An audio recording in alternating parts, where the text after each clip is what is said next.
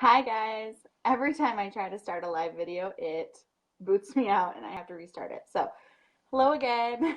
Um, we are here for our final day. You guys, I don't know how I feel about this. It's our last time getting together and our last time just being together right now. We are going to keep this group open so that people can continue to cut reference back to these things. And then tomorrow, Kristen's going to hop on and just do a final, like, hurrah, here's how the grand prize is going to go, and some little words of encouragement as you guys get going. But I wanted to say that this group has just blown my mind. When I first came up with the idea of doing this Live Well group, I had no idea what it would look like. I just threw the idea out there, and I knew that our Melissa, Londa, Kristen, and myself just have such a passion and a heart for educating people on how to live the best life they can and the holistic learning or lifestyle. And so I really just had no idea what it would end up looking like. And I'm just so impressed with how much you guys have come forth and engaged with it, and how much great feedback we've gotten in both private messages and in what you've seen on the page.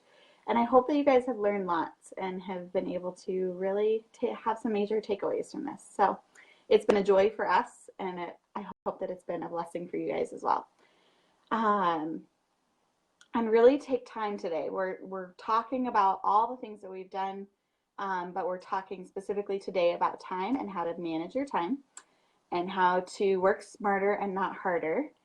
And so what I want you guys to really do is kind of take away what are the things that you really want to implement from this group going forward. Like, what do you want to make sure that you make a part of your day so that you don't just forget after this group is done, whether it be gratitude or making sure that you're getting your supplements or your workouts or eating right, sleeping well, managing your stress, removing or avoiding those toxins, detoxing your body. There's so many practices that we've talked about. And so what will it look like for you going forward? But as we talk about that, we need to figure out how you're going to fit that into your day, because we all know we're busy. I hate the word busy. I use it sometimes and I just cringe at myself, because we all live busy lifestyles, but don't let the busy manage you. Instead, you manage your time and you set time for what you want to have going forward. So what we are going to do today is talk through 3 different things about managing your time. We're going to go through them and a lot of detail, and then we're also going to go through some tips, and then I'm going to show you a couple of my ways that I manage my time. A lot of people will say, how do you get it all done? How are you doing so many things?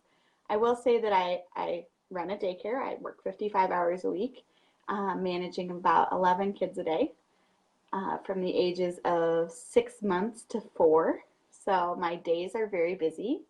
I have 2 of my own kids who are almost 10 and 7, and they're involved in dance and gymnastics and basketball and skiing, and my husband does volleyball and basketball, and we are heavily involved in our church, so we have youth group and all this kind of stuff going on. Our lives are busy, and yet I still manage to do doTERRA on the side, and I love educating people.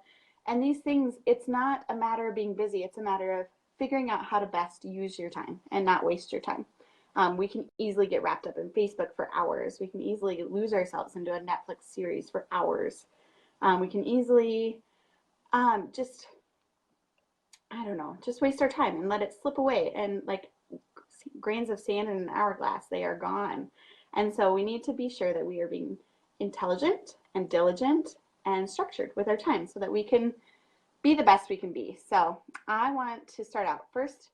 The first tip I have for you guys is to, when you wake up in the morning or even the night before, either way, think through your day. So as you look ahead to your weeks, plan your day. So every morning I try to think through, what are the things that have to take place today? So I know on Mondays we have, like, my kids have gym class. My daughter has dance class. My son often has basketball practice. I normally have a business meeting of some sort. So what is it that needs to happen in that day? And just thinking through it in the morning and visualizing it, and even expressing it out to my husband, this is what our agenda is for today. Then I know ahead of time what it's going to look like. I know what a successful day looks like, and I know where I have gaps of time that I can get things done, and I know where I have gaps of time that I can waste if I need to have a mental reprieve. I know if I'm going to have to rush out the door at 5, or if I'm going to have to quick get dinner ready, or if I'm going to have to um, like what my day is going to look like. I just can visualize that when I wake up in the morning. So I take time to really just kind of think through it. I could be lying in bed doing this before I get up and do my workout. I could be taking time as I'm stretching, just thinking through it, but just making sure that I dedicate that time to really think through it. And so that's my first tip, is really consider thinking through your day and deciding what is urgent for today, what is important that needs to happen today, and what isn't. So if it's either urgent, it needs to happen immediately. Like, this is the biggest thing that I just need to get done today. If it's important, it needs to happen, but it doesn't necessarily have to happen today. And if it doesn't fall into either one of those categories, it's a time waster that we just don't need to focus on right now. So we might need to reallocate to a different time. So step number 2 is resist interruptions. Did you know that every time that you're interrupted, a standard interruption takes about 6 to 9 minutes of time? And then it takes about 4 to 5 minutes to recover from each interruption. So if you're interrupted, like if you are focusing on a task and you are interrupted during the day 5 times, you've now wasted an hour of time in a day. Just by that, like just by, I was trying to get this done and my kids walked in, or I was trying to get this done and suddenly I thought about this other thing and I went and did that. Or I was trying to get this done and I looked it up on my phone, and by picking up my phone, I immediately checked Facebook.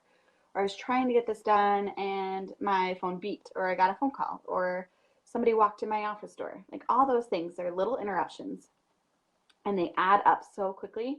And so whatever you need to do to try to limit your interruptions, whether that is excusing yourself to go somewhere private to get a task done, or even a figurative like do not disturb sign, like putting in headphones so that people don't interrupt you, or a literal do not disturb sign. Like if you have an office door, hang a sign and say like busy right now. Don't walk in here. I need to get this done. They say that multitasking actually reduces your productivity. So you're better off focusing on that one task and really working hard at it and then moving on, so that you aren't losing time and losing that usefulness, whether it be somebody walking in and you trying to do your work and trying to do that. You're actually being way less effective in your work than you are if you just focus on it. Somebody said, like, your writing style goes down to that of like an 8-year-old if you're trying to do 2 things at once. So like trying to send an email or things like that. It's so hard, but trying to focus on that one task at a time actually makes you more productive. So instead, try to dedicate like 15 minutes of time to a task. So I know I need to get dishes done. And so I know that when I lay the kids down for nap, I have to go out and do dishes at that time. And I do not worry all morning. Like, I don't unload, I don't load, I don't worry about dishes. They just pile on the sink until after nap time, because I know I have that dedicated 15 minutes. Whereas if I was to multitask and do 2 minutes before breakfast and then serve breakfast, and then 2 minutes after breakfast to do a few things, and then I need to wipe down the table, and then I have a couple more things when I prep for lunch, and I could have done those. It just adds up to way more time.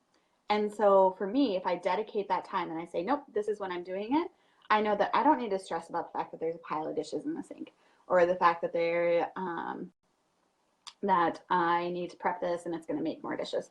I know that there's a time dedicated for that. And then I can focus on it and move on when it's done, rather than having to really worry about it for longer than I am. And with that, try to disconnect. And so obviously social media is so easy to get sucked into. Also Netflix's or email, all these things that are absolutely necessary at times, but at other times they just are wastes of our time. Unless you are absolutely necessary to do it for your goals. So like if you have certain goals in your business, or you have certain goals for your family, like you're trying to get something arranged, unless it's absolutely necessary, put down the device and really focus on what you're doing at the time.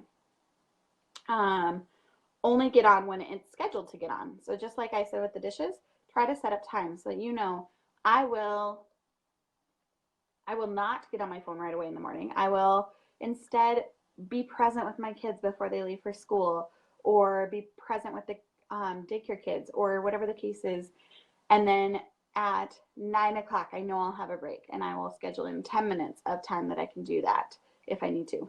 Or I can check my email at nap time and I can schedule that in. Or I can check my email at 8:30 right after I put the kids to bed, so that I can schedule in that time and I know it's going to happen, but it's not taking away from my day. So that's tip number 2, is try to resist the interruptions. There will never ever be enough time to do everything in a day, but there will always be enough time to do the important things in a day. There will never ever be enough time to do everything in a day, but there will always be enough time to do the important things. So figure out what is important to you. Is it the things we've been talking about in our challenge? Is it my family? Is it my house? Is it my job? Is it my faith? Is it my Bible studies? What is important to you? And set that time aside for that. And in that, tip number 3 is be fully present. When you are there, be there. There's a really good quote. And I'm not going to find it in my notes here. Wherever you are, be all there, by Jim Elliot. Wherever you are, be all there. So just like we were saying with resisting the interruptions, scheduling in that time block, be all there. Being fully present automatically lifts your spirits to clear your mind of distractions and brings you into the moment. So figure out what are your priorities, what are your goals, and then set a time to schedule those times in. And when you do, be fully present. When you schedule times for things that are important so that you aren't distracted during them. So whether it be, you know what, it is important for me and my relationship with my husband to have a date night. We don't have to do it all the time, but like even once a month, to get in that time where we can just dedicate to each other and be fully present, just the two of us together. Or I know that my daughter really needs like reading time at night, and that's just a big deal for her. If she misses that, she really struggles. Like emotionally, she just wants that cuddle connection time, and I need to be fully present in that time. If I'm in a meeting, I shouldn't be thinking about the class I have coming up, or the kid that was needing some extra tenderness today. Like I need to be fully present in that meeting, or the grocery list that I need to get done, or the cleaning that I need to get done, or the bill that I need to pay. I shouldn't be thinking about those things right now. I need to be fully present in what I'm doing so that I can focus on that and not be distracted by other things. That whole multitasking concept comes into play, where we need to really focus on what we're doing now so that we can do the best we can. Because your creativity is sparked when you're fully focused on that area, and you're able to come back to those other things later when you have the time for them.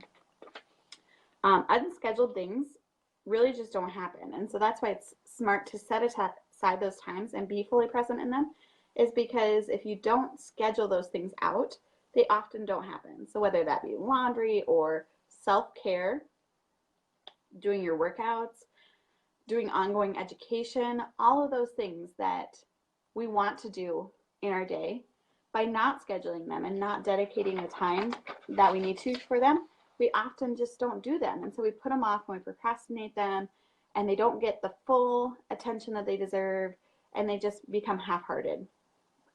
So any activity or conversation that is important to you should have a designated assigned time to it. To-do lists just get longer and longer and longer, and they often get so long that they're even unworkable. They become pointless because they're just so long. They're like this never-ending list of to-dos. And so instead, try to schedule in task times or appointments for those things. So if you know, like, I need to do dishes, I need to get in my exercise, I need to, it's not a matter of I'm going to squeeze it in when I have 10 minutes. It's a matter of, no, I know that at this time I'm going to take the time to do that. So schedule appointments for yourself. Create blocks for high priority thoughts, brainstorming, conversations, actions, whatever needs to take place in your day. Be sure that you're scheduling time for that. And when you do that, try to keep your long-term goals in mind. So when we've talked about goals before, Kristen talked about setting those long-term goals and then breaking them down to make them manageable. What are the manageable steps that need to happen each day to reach those long-term goals? So, and am I scheduling the time and dedicating the time to it that I need to be able to achieve that? I know for me personally, if I don't schedule the time, I often just don't get it done. I will put it off and put it off. I know that I need to take time to do some paperwork for daycare right now. It's tax season. It's not fun when you own your own business, but I have been putting it off and putting it off. And so if I don't schedule it in, it's on my to-do list. I have the Post-it note right there telling me I need to do it every day. But I can procrastinate it if it's not blocked in. I can say, no, I'm going to do this right now. I can get to it later. And then it just doesn't happen, which is just so hard. Tell me, throw up some hearts or some likes if you have ever done that before, where you put something off and you just procrastinated it with something that is mindless and pointless. Netflix or Facebook or all of those things that just are time suckers. Like, we all do it. It's not like one of us is guiltless in this area. We've all done it. Yeah, it's just, I mean, I get it. It's hard. And so by having that time already scheduled out, you're like, no, right now I need to do this. It's not an option. It's on my agenda of I need to get this done. So a couple tips for this. So we talked about 3 things to increase your productivity. A couple tips are: find your productive time of the day. Some people are naturally more productive in the morning. Some are more productive at 9 a.m. Some are more productive at 3 o'clock. Some are more productive right before bed. I mean, it just kind of depends on the person. So figure out when you're most productive and try to schedule your time accordingly. So if you know what, in the mornings I can get a lot of tasks done, but in the evenings I do better at getting my reading or self-care stuff in. Schedule your day that way so that you can get those things in. Each day, think through what are those priorities and tackle the hardest one first. Get it over with. That way it's not lingering. You're not wasting mental energy on worrying about it, and it's just done. Swallow the frog is one of the concepts I've heard, or bite the bullet. Like, these things that you know that you can get done, but you have to mentally like overcome that hurdle to do it. Create routines so that habits can happen. So if you know every morning I really want to get up and, depending on the person, get up and shower and brush my teeth and spend some time in the Word and take my supplements, and a half hour later eat my breakfast and then wake my children. Like, if you know that this is what needs to happen, try to make it happen every day for a week.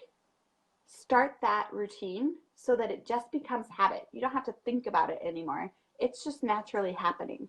Or if you know every day I want to get up and work out and I want to hit the floor running and I want to get home from my workout and I want to do devotion time, meditation time, journal time, like whatever it is, make those things happen just naturally. Every Sunday, I know every Sunday I need to find time to grocery shop, place my order online, or run to Costco and get those things that I need to get. And if I don't, I stress all day Monday.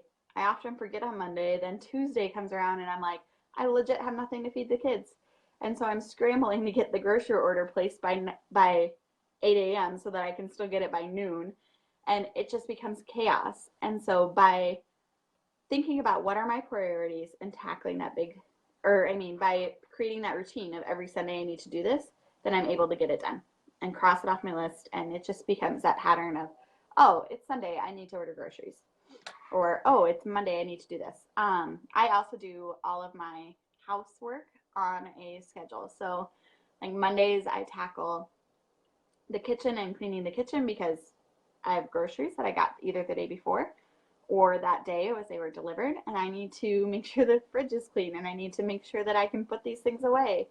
On Tuesdays, I do bathrooms. On Wednesdays, I do the toy room. On Thursdays, I do mopping the kitchen floor and dusting. On Fridays, I do like a final clean of the whole house so that it's ready for the weekend. So like by having these things set, I don't even have to think about it anymore, and all of my house gets clean within that week. It doesn't have to be a chore of, oh, now I have to block out my whole Saturday morning because I need to clean the house. It's just getting done bit by bit and little by little each day in 15-minute increments each day. When you have 11 kids in your house all the time, plus 2 of your own, you have to find time to do these things. So typically it's like 15 minutes after daycare or 15 minutes before daycare, or if I can manage to squeeze it in, sometimes I can get in like some of the main floor things during daycare in like a few minutes or nap time. But yeah, time is precious, and make sure that you're making every minute count. Find your best method for scheduling. That's my next tip. Whether that be your online calendar on your phone, maybe you have one that you share with your husband, you have a paper calendar, maybe a bullet journal, maybe a whiteboard erase calendar, whatever it is that helps you to be organized and systematic in how you're scheduling your time, do it. Because like I said, if you don't schedule it out, you're not gonna be able to get it all in. Developing systems to make things easier means that you know where to look for your schedule for the day, you know what to expect for that day, and it just takes a lot less mind power to do that. And so what we're going to do here, I just want to kind of walk through the different types of calendars. Obviously, having a big annual calendar is great starting out to look at the big picture. Think about those goals that you were talking about before with Kristen. Think through, what do I need to do to break that down? What does that look like quarterly? What does that look like monthly? What does that look like each week? And use that annual calendar to see, like, oh, we have a vacation coming up, or we have this school break coming up, or we have this national holiday that there will be no mail on, and I should probably remember that. Or we have the end of the month. Like, I always have a lot of daycare paperwork at the end of the month that I need to do. And obviously with the end of the year, all the tax paperwork that I have to do. So those types of things I just need to plan for. And by having a big annual calendar, I can look at generally what needs to happen and when.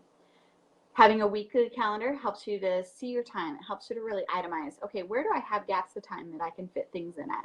Helps you to find that spare time, and it helps you to schedule those blocks. Those fixed commitments that you know, oh, every week at from 6:30 to 7:45, my kids have church.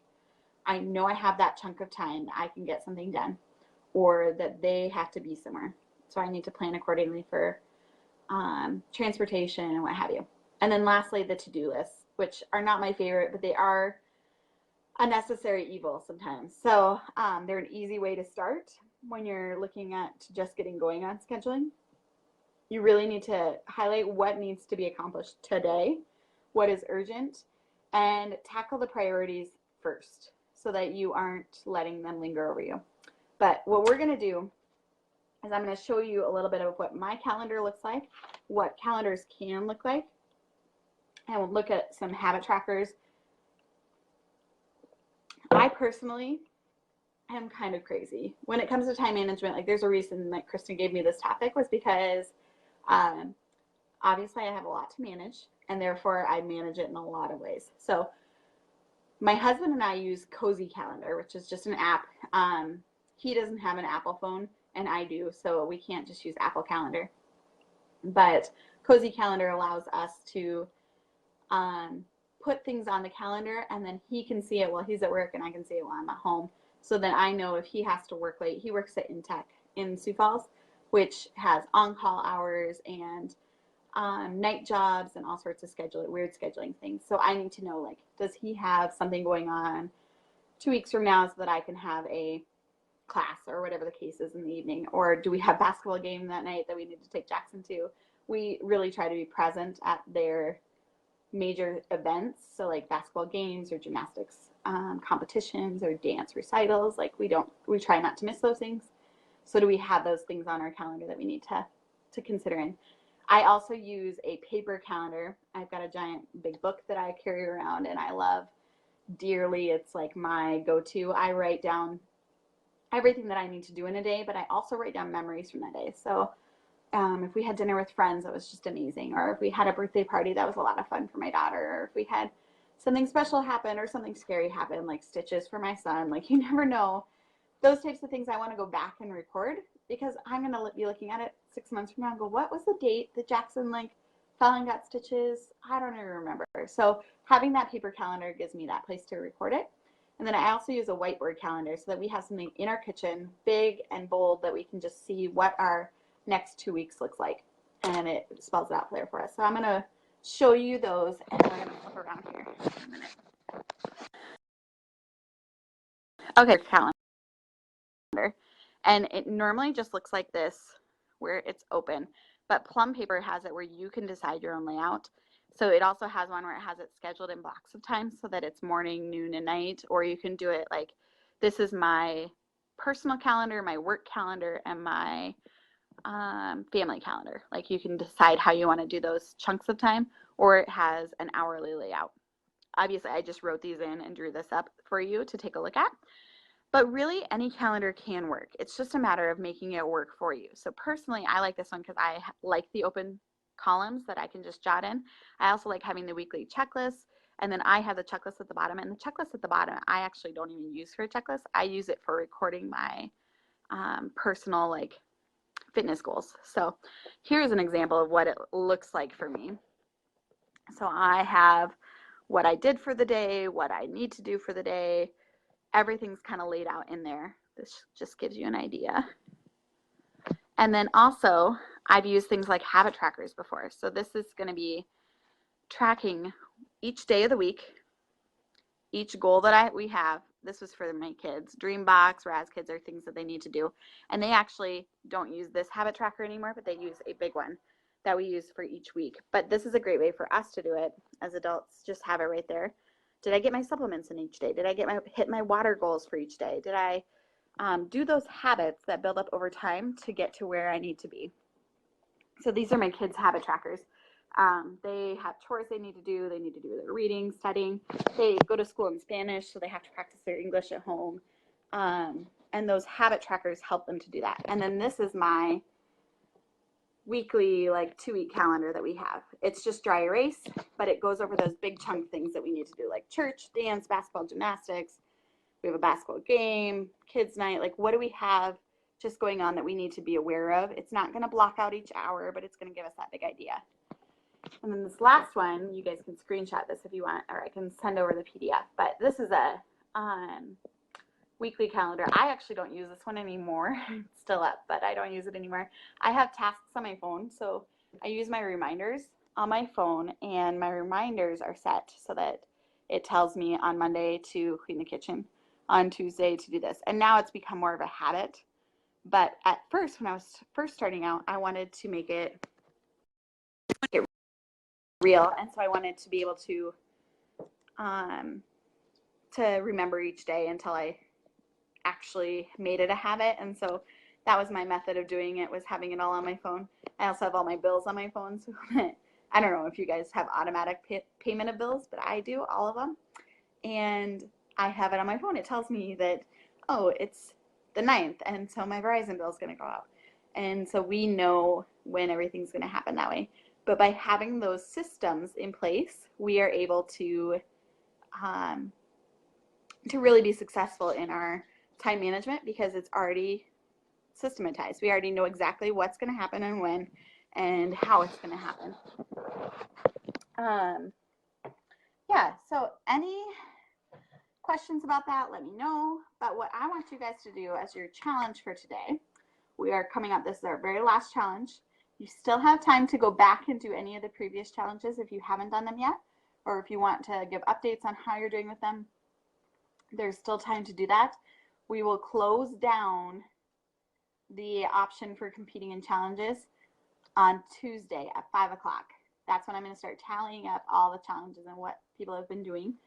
But between now and then, there's one more challenge you can do. I want you to sit down and plan your time, whether that be looking at a big calendar and your year, whether that be looking at your week or your month, or even just a day, and schedule out your time.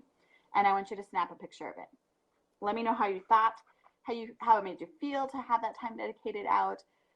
if it's for a day, how you felt after doing it. Like if you felt good, that you were like, no, I got a lot more done today, or I didn't get as much done, let me know. Keep me informed of how things are working. Or if you have questions, let me know that too, of I'm really struggling with this. I mean, I would be more than happy to walk through that with you and to help you out with that. So I hope you guys are making the most of your Sunday, whether that be, you know, doing things around the house or spending time with your loved ones, or dedicating yourself to some self-care, a good workout, some self-love, maybe a bath, all those types of things. So take time and enjoy your Sunday, but make the most of your time. Make every minute count. Have a great day. Bye, guys.